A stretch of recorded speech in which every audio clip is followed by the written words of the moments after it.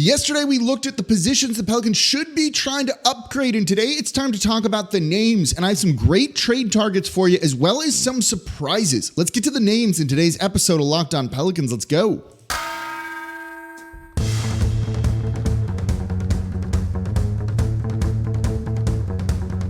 You are Locked On Pelicans, your daily New Orleans Pelicans podcast, part of the Locked On Podcast Network, your team every day. Welcome to another edition of Locked On Pelicans, the daily podcast covering your favorite team, the New Orleans Pelicans and NBA, part of the Locked On Podcast Network, your team every day, available wherever you get your podcasts and available on YouTube. I'm your host, Pelicans Insider, credential member of the media, Jake Madison, at NOLA Jake on Twitter. Here with y'all on this Wednesday, a game day for the Pelicans. They take on the Golden State Warriors late night national TV game. We're going to be coming to you live on the Locked On Pelicans YouTube page to cover that game, break down what we saw. Maybe Zion, maybe not. He's listed as questionable for this one. Be sure to watch the show live right after the game ends on the Locked On Pelicans YouTube page. And of course, thank you for making Locked On Pelicans your first listen today and every day. We are here Monday through Friday, the number one Pelicans podcast, breaking down everything you want to know about this team. Subscribe wherever you get your podcasts and on YouTube, where 9,000 of you, thank you, have subscribed, which is an insane thing. I'll share you something about that in the second segment to open that one up. A little behind the scenes stuff, just my way of thanking you for everything. It's really cool. Just speaks to your passion about the team. Today's episode of Locked On Pelicans is brought to you by FanDuel. Make every moment more. Right now, new customers get $150 in bonus bets with any winning $5 moneyline bet. It's $150 if your team wins. Visit FanDuel.com/lockedon to get started. So in yesterday's show, we went over three positions that I think the Pelicans need to try and upgrade. A rim protector and rebounding big man. Okay, we'll look at the bigs in the second segment of today's show. I also think, look, more shooting on the wing is never a bad thing. You can add that. There's not really a ton of guys you could necessarily go and get with that make a ton of sense for the Pelicans. We'll touch on one or two in the third segment here, along with just guys they could sign. Dennis Schroeder? We'll see.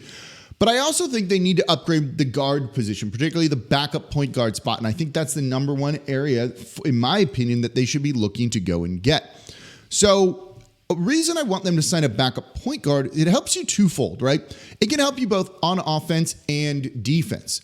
If they sign a rim protecting big, I don't think that helps you offensively. So if you're going to spend resources, I'd like to try and get kind of the best of both worlds with everything. And that's why my number one target with this is Tyus Jones of the Washington Wizards. Backup point guard that can come off the bench and just give you everything you kind of need. And on a Wizards team that looks garbage and is bad, he's readily going to be available. 13 points per game this season, 5.6 assists. He's shooting the ball well from three. He's a decent to above average three-point shooter in his career, shooting 44% from deep on almost 4 attempts per game, right? This guy, he started, but you can bring him off the bench. Previously, he came off the bench for the Memphis Grizzlies, was kind of their change-up, give relief to John Morant. Organize your offense, play good defense, and call it a day in limited minutes. He can definitely do that, I think, for the New Orleans Pelicans. And it's funny, Richard of Mavs Draft, who co-hosts the Locked On NBA Draft podcast, you should listen to that, DM me literally as I just finished recording my show yesterday and was like, hey, what about Tyus Jones for the Pelicans? Doesn't he make sense? And I literally just recorded a show saying backup point guard is the number one area that I want them to go for. And Tyus Jones was going to be the number one guy that we talked about in today's show. Tells you other people think that this is a fit too for New Orleans, right? I think it makes a ton of sense to bring him in for probably not as many assets as you would think and let him just do his thing, right? This way you compare him with Brandon Ingram or CJ or Zion and give the other two stars a rest, and you can still have enough shot creation for other players on this roster. Sometimes when they run one of the, big three or two of the big three even, you need a little more shot creation in there, particularly when they just run one of the guys. Tyus Jones can give that to you without really playing very heavy minutes or like sinking too many resources into that spot.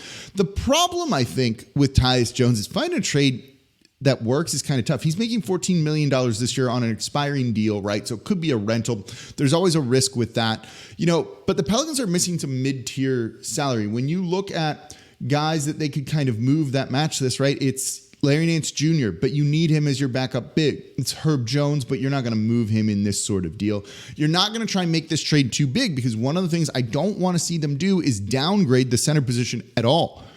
I'd rather just stick with Jonas Valanciunas. We'll talk more about this in the next segment. I think he's been good. I do think someone like, where is he on that Washington Wizards team? Daniel Gafford is a big downgrade. So I don't want them to see this be a bigger trade of Tyus Jones, Daniel Gafford, something like that, for, I don't know, someone like Larry Nance Jr. and Jonas Valanciunas and Kyra Lewis or something. Like, you could probably put in, someone like DeLon Wright in there too, kind of guard wing, but this trade starts to get unwieldy very quick, and I don't love that. And that's where I think this would be kind of tough. It'd probably need to be a 3-team deal, and we're not going to try and kind of figure that out because, look, that's impossible to kind of predict.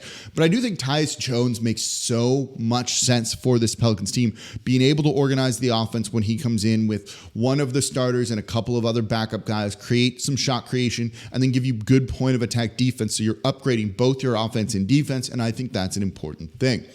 The other guy that I think could be very gettable here is Alex Caruso of the Chicago Bulls. Look, they're going to try and trade and should be having a fire sale here, as they've not been good. Now they have played a little bit better recently, but there's no future there. So Alex Caruso is very gettable, I think. A package of Kyra Lewis Jr., Najee Marshall, and picks works. The problem is you're still in the luxury tax, and is he going to be that big of a difference maker for your team? I'm not necessarily sure that he would, right?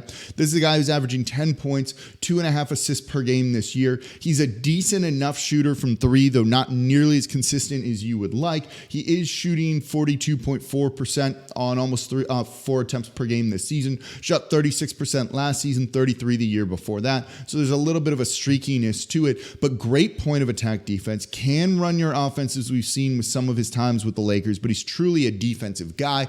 I think if you just want to upgrade kind of the Jose Alvarado minutes, Alex Caruso is the guy to do that.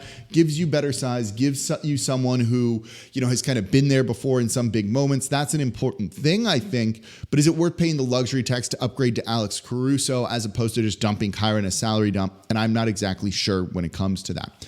The next two I want to look at are guys that you're all going to like, and I know these names have come up a lot, and they're from the Utah Jazz. That's Colin Sexton and Jordan Clarkson.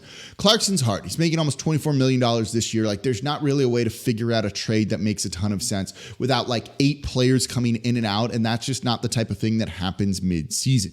But Sexton does work. You could trade Larry Nance Jr. and Kyra Lewis plus probably 1 or 2 first-round picks for Colin Sexton.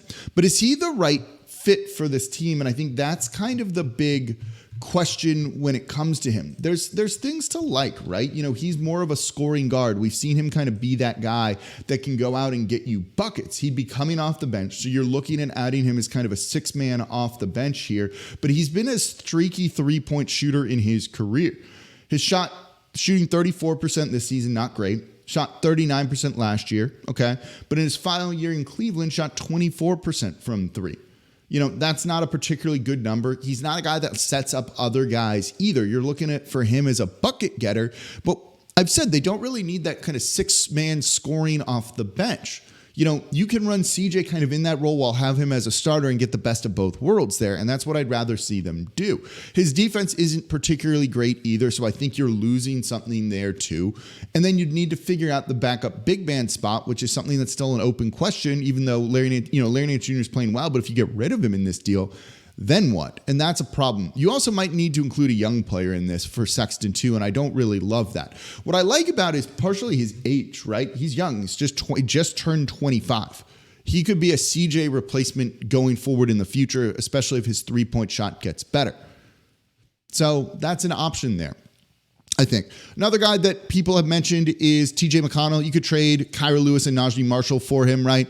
Maybe a pick, maybe not really, but he makes sense. He's gettable. It's not really a pure point or a shooter, but he could get minutes on this team. He's still slightly undersized. It doesn't get you out of the luxury tax. I don't think he's that much of an upgrade that you really need to go with that way. But of all these guards, which one do you like the best? Is there one of them that stands out to you? Let me know in the comments down below on YouTube. Do you think this is one of the guys? I think it's Tyus Jones. That's who I'd be really trying to go for, but it likely needs to be a 3-team deal to make something like that work. Let's get into the big men, including the guy you all want me to talk about, Lauri Markkanen. We'll bring him up, look at a couple other guys here too, coming up in the next segment in today's episode of Locked On Pelicans. Right now, though, I'm excited to tell you about FanDuel. The NFL playoffs are going to be here before we know it, and the NBA season is underway, and there's still time to get in on the action with FanDuel, America's #1 sportsbook. Right now, new customers get $150 in bonus bets guaranteed when you place a $5 bet. Just any $5 bet, you basically already won. Win or lose on the actual $5 bet, you're getting $150 in bonus bets. What I love about the app is it's super easy to use, and there's so many different ways to bet. Whether you want the spreads, maybe you just want to take the Pelicans on the money line, the player props, right? CJ McCollum, who's going off, you could take his first quarter points, more or over or under 7.5 points in the first quarter with the way he's been shooting. Think about it. And then, of course, they have the same game parlays to increase your winnings and your payout. And they have a parlay hub so you can find those, see what people are taking. So visit FanDuel.com/lockedon, make your first bet a layup. Again, that is FanDuel.com/lockedon. Place a $5 bet, get $150 in bonus bets. FanDuel, official partner of the NFL and the official sportsbook of Locked On. And of course, thank you for making Locked On Pelicans your first listen today and every day. We are here Monday through Friday, the #1 Pelicans podcast, breaking down everything you want to know about this Pelicans team. We are the #1 Pelicans podcast. It is so much fun doing this with y'all. I want to thank all of y'all who tune in, particularly on YouTube, and the podcast folks as well. Don't think I forget about you, even though a lot of the focus is on YouTube here. We just hit 9,000 subscribers, which is an insane number on YouTube. That is showing your passion as a fan base. That 9,000 number is one of the top ones on Locked On. When it comes to YouTube, we have arguably the smallest or second smallest market here, and this show punches well above its weight. It's in the top 10 in a number of statistics with Locked On. This got shared with us. I'm not going to go too deep into it. And when you look at all of the other teams, they're big market teams, like historically good franchises, and then there's the Pelicans here. And that's because of you. Nothing to do with me. That's your passion and you wanting to hear about this team that you love. So I cannot thank you enough for 9,000 subscribers on YouTube. That's really cool. Hopefully going to get to 10,000 by the end of the season. So tell a friend about Locked On. Become an everyday or listen Monday through Friday. Never miss a show, right? These shows kind of sometimes build off of one another. If you listened to yesterday, you know the positions that we're going to be looking at here. You probably had some names in mind of trade targets. Am I mentioning them? Am I not? If I missed someone, let me know in the comments down below on YouTube. And for your second listen, don't forget, we launched the first ever national sports 24/7 streaming channel on YouTube. Locked On Sports Today is here for you 24/7, covering the top sports stories of the day with the local experts of Locked On, plus our national shows covering every league. Go to Locked On Sports Today on YouTube and subscribe to the first ever national sports 24/7 streaming channel. All right, let's get into the guy that you want, Lauri Markkanen. I knew, saved him for this segment here. There was a reason. Let's get into him with the Utah Jazz, kind of building off of the two Jazz players that we just talked about. He's going to be expensive. He's going to be expensive. And there's one or two things that make you go, huh? But this is a very good player. An all-star last year in Utah, should be an all-star again this year, right? He's averaging 23.5 points per game, 8.6 rebounds, 1.6 assists. He's shooting 39% from three on over 8 attempts per game. Can get to the line at times. He did last year 6 times per game. He's up to 5. He's at 5 per game this year. He is a very talented offensive player with good size that can play a couple of different positions. 7 foot, right? So you can get the salary work, and one of the reasons why we talk salary and trades is the salary needs to match. So if you're sending out $20 million, you more or less need to bring back $20 million for the Pelicans in this case, with a few exceptions, which we don't really need to get into because it doesn't impact things that much, right? So you can get this deal done with Larry Nance Jr., Kira Lewis Jr., and Najee Marshall. You'd likely need to include a young player, though. That salary could work. If you put in 3-4 first-round picks, maybe that's enough. But you likely need to include someone like Dyson Daniels or Jordan Hawkins in this deal, and take out maybe Najee. That can mean this is going to be really expensive. Dyson plus 3 first-round picks, that's essentially 4 first-round picks, right? Hawkins, Dyson plus 3 picks, that's 5 picks, right? This gets expensive really quickly. And one thing to consider with this trade, when you're sending out, say, 3 players for 1 in Markkanen, you have to fill out the rest of your roster. So not only are you adding salary on with Markkanen's salary, depending on how this goes, you could maybe trim a little bit, but you still then need to go sign some people to fill out the rest of your roster, maybe like Matt Ryan, someone else, right? But that's still putting you deep into the luxury tax with it now. I think it would be worth it for a guy like Lauri Markkanen, right? Without giving up, and this is important, Jonas Valanciunas. You know, he is a good shooter and on volume. This fixes a lot of the court spacing issues at times that the Pelicans could have with Zion Williamson out there. I think he could bring so much to the table and would make this offense one of the scariest in the league if you have some lineup out there with, you know, Brandon Ingram, CJ McCollum, Zion, Markkanen, and like even Herb Jones or like Trey Murphy would be a lot of fun in a lineup like that, right? That all makes a ton of sense to me with things that you could do. So I think there's a ton of potential for this team to be super scary and good with a guy like Markkanen in here. I have a question for you, though. If you don't trade Jonas Valanciunas, does Markkanen start? Does he start? Where does he fit in the starting lineup? Now, he's not a center. That's why I asked that question, right? You know, 4 of your starters are entrenched. CJ, Brandon Ingram, Zion, Valanciunas. Does Markkanen start over Herb Jones? You can play him as a small forward. He plays that a good bit for the Utah Jazz. You know, he rarely plays center. When you look at the numbers this season, he's played center for like under 30 possessions really this year. There's not enough to really say that you can kind of run him in there without Valanciunas. You know, you can maybe go small with him and Zion as your 2 bigs. I think that remains to be seen, and that could potentially spell doom for this team, particularly defensively.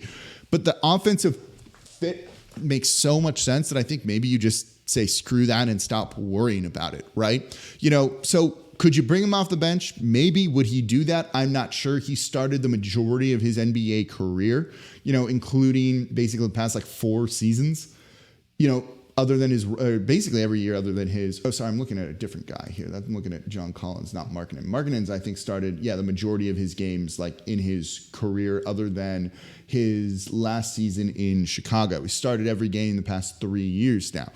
I don't know if he's going to come off the bench. Do you even want to bring him off the bench? That's kind of the question. The fit gets a little bit weird there, I think, since he's not a center.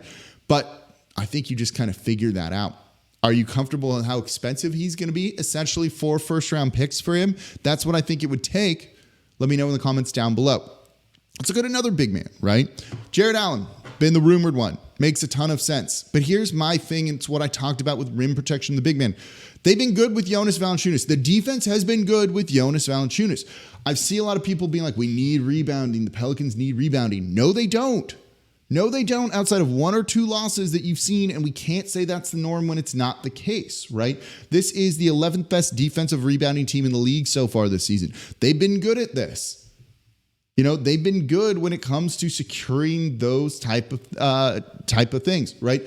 They have one of the best defenses in the league. You know, you don't need to necessarily improve on that side of the ball. I've said I don't think they truly need a lot of rim protection when you just don't let guys into the paint. If you were to get Tyus Jones or Alex Caruso, you're even further limiting paint touches for your opponent because they're better at the point of attack. So you need even less rim protection there.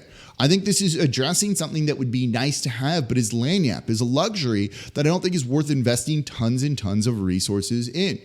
So yeah, if Jarrett Allen's the right guy and you think he's the right guy, go and get him. But I think it's just better to upgrade elsewhere because they've been good with Valanciunas. And this way you can still keep Larry Nance Jr. and you get kind of the best of both worlds because Larry Nance Jr. has been playing at an exceedingly high level recently and his defense has been really, really good for this team. So I wouldn't really make any changes at the center spot unless it's like adding a big man like Lauri Markkanen where you just get him in addition to everything here. Final guy I want to mention here in this segment, Isaiah Stewart, Beef Stew, one of the better names. Trading for him is a little bit complicated because he signed an extension onto his rookie deal, which ends after this year. The extension goes into effect next season. Makes $5.2 million this year. He makes $15 million next year. To match the salary, he counts as $5.2 coming back, but then also counts for like $11.2 coming back, but $5.2 outgoing. That's a little awkward and kind of weird. One of the things is he makes $5.2 million this year. If you trade him straight up for Larry Nance Jr., which works, you get out of the luxury tax, I think, in this case. But he makes $15 million next season. I don't love that. His production has declined almost every single year. He's not an elite rebounder, so he doesn't fix that, right? He's definitely undersized here too, with being 6'8", I believe. So he's undersized, plays bigger, certainly plays bigger than that. But his rebounding is not like overwhelming, and his block percentage, basically the percentage of shots blocked while he's out there on the court, has gone down every year. I don't look particularly great right now, essentially saying his rim protection has gotten worse. I think if you could get him for very little, sure, but $15 million next year, if that means you kind of have to make a decision sooner rather than later on a guy like CJ McCollum, I want to do it because of Isaiah Stewart. So that's a guy that I think sounds great, doesn't make a ton of sense. What about another name, though, from the Detroit Pistons? I want to look at a couple of few other guys that are a little kind of nebulous here. Jaden Ivey, anybody? What about Myles Turner? Dennis Schroeder? Let's talk about those coming up here next in today's episode of Locked On Pelicans. Right now, though, today's episode is brought to you by BetterHelp. Look, it's the new year and we're all trying to make resolutions and be the best version of ourselves, right? We're trying to change ourselves, but what if you just need to kind of expand on what you're doing right? You've already made progress in your life. Maybe you just need to tweak things a little bit. That's where BetterHelp can come in. A lot of people think of therapy as something you need after you experience major trauma. What if you're just trying to be the best version of yourself and build on the skills that you already have? Whether that's getting better with coping skills, learning how to set stronger boundaries, all of those things are something that therapy can help you do and just empower you.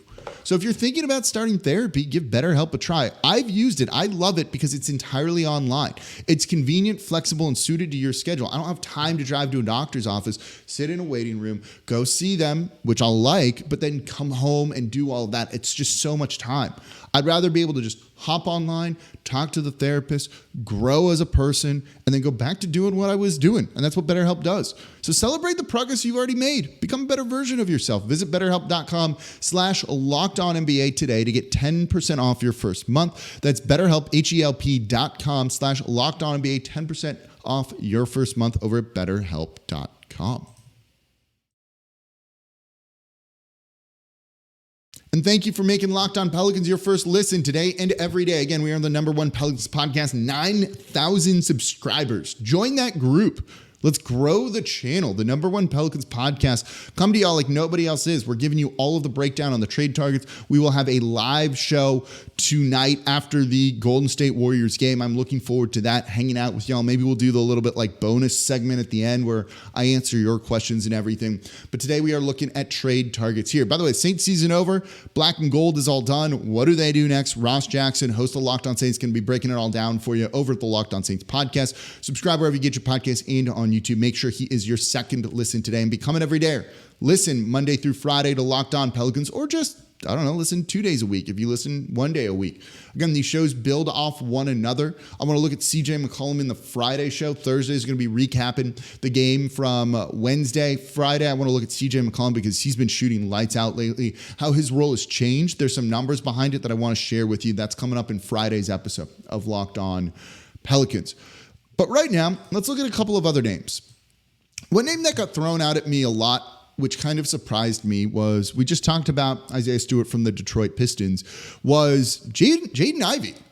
So I get it. I get why people bring him up. I'm going to say right now, though, this isn't going to happen.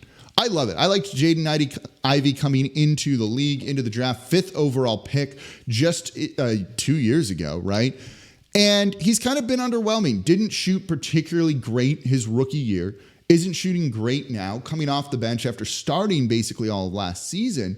averaging 13 points per game, 3.2 assists, but he's shooting just 32% from deep. That's not a good number, right? He is still a slasher, getting to the line a good bit for what he's doing, 4 times per game. So the Detroit Pistons, who, as I'm recording this, only have 3 wins. I saw they were up on the Kings, but I think the Kings came back. Maybe just need some changes. But if you're a bad team, you don't just give up on a guy you drafted with the 5th overall pick. Yeah, they have Cade Cunningham. They just drafted Thompson, right? They also have Killian Hayes, who's a former lottery pick too. There's a lot of depth at the guard position, or not even depth, right? Just a bunch of young guards here. But I still think you can play all of these guys and develop them and figure out what you have. Even though they're not good, and again, there's kind of a logjam of guards for the Pistons, Jaden Ivey's getting the 4th most minutes on that team. That's not a dude that they just trade. He would also be very, very expensive. Are you willing to invest a 1st-round pick or probably 2 for Jaden Ivey when he's underperforming from when he was drafted? I'm not willing to do that. I think he could be good, but you give up 2 first-round picks for a guy that was a first-round pick? I don't think so. Not just yet here when he hasn't really proven things in the NBA. I think that's kind of the direction the Pistons would want to go with it. I just don't see a trade happening there. That just doesn't really make any sense to me. Same thing for a long-rumored name, and that's Myles Turner coming to New Orleans. The Pacers are good this year. They're surprised. Now they're dealing with a scary hamstring injury to Tyrese Halliburton, but luckily it's not that serious, though he's going to miss some time. But they are 21-15. Turner has played really good ball the past 2 seasons. He's been a long time rumored trade target for the Pelicans. And this is someone that I've said no, don't want, not interested whatsoever in, until last year when I was like, yeah, I see it. It makes a ton of sense. I think he's good now. I thought a lot of his blocks in the past were empty stats, essentially, filler stats. Now, his defense has gotten good. He's gotten better offensively. He shoots the 3 ball pretty well, can space the court a little bit for you, but he's not an elite rebounder at all. That's kind of the problem there. But you know what? If that's the piece that you think is missing and it just fits better offensively, bring him on to New Orleans. Except the Pistons are good. They want to be competitive. They're not going to just give him up. Basically, it sounds like he's untradeable at this point, or ungettable, I should say. So I just don't see anything happening with Myles Turner coming to New Orleans. Another name that someone had said, which I actually really appreciated someone bringing up, this one was kind of unexpected, is Dennis Schroeder, guard who isn't really doing much right now other than, playing a little bit for the Toronto Raptors. He's a guy that makes sense. And I don't know why I put sign, but maybe trade for him instead, because he's out there, he's gettable for this team. He's done some things well. His salary is, $12.5 million this season. I think he's gettable for this team. Does he make a ton of sense at that mark? No, but you'd be able to get him for very cheap. And I think that's kind of one of the bigger things here, that you could get him for cheap, but you'd still need to give up someone like, I don't even know what salaries would work with that. Maybe Larry Nance Jr., you could probably get a package of Dyson Daniels and Kyra for him, but do you really want to do that for Dennis Schroeder? He can give you some scoring off the bench. You can bring him in that way, though he started a lot this season for Toronto. He can definitely run your offense, right? We've seen that with the Lakers, with some of the other teams that he's been on. At times, a bit of an underrated guard, played really well in FIBA for Germany this season. Sure, he's a guy that I think could make a ton of sense. I just don't think that that's the biggest need for this team, and other ways to go with it. Don't forget, again, they're in the luxury tax. That's why we talked about it in yesterday's show. That's going to kind of frame a lot of this. Is Dennis Schroeder a guy you want to pay the luxury tax for? No, definitely not, especially kind of at that salary. They also need to kind of figure out what they want to do with Matt Ryan. And maybe when you look at some of this, is the move just to kind of dump salary and keep the team? Or any of the names we've really talked about outside of Lauri Markkanen, a significant difference maker? I think Tyus Jones would help the team, certainly, but is he the guy that makes you a title contender? Probably not. Markkanen does. Maybe not Tyus Jones, but again, I think he'd be my number 1 trade target here. But if you didn't listen to yesterday's show, go listen to that about where they are with the salary cap. That's important too, and something that you need to factor in when it comes to kind of thinking about these trades, because it's going to impact what the team does at the trade deadline. So let me know who your top trade target is. Do any of these names speak to you? None of them? Do you just want them to stand pat and kind of grow as a team? I think that's an option too. Let me know in the comments down below on YouTube. We're 9 1,000 of you, thank you again, subscribe. That is an insane number for the second smallest market in the NBA. Really cool community we've got here around the Pelicans. Thank you all so much. It means like the world to me. The show is for you. That's why we do it every single day as part of the Locked On Podcast Network. As always, I'm your host, Jake Madison, at NOLA Jake on Twitter. Live show Wednesday night after the game. We'll break that one all down. I'm looking forward to that. Make sure you watch that one live. Subscribe to Locked On Pelicans, and I'll see you all tomorrow to recap the game.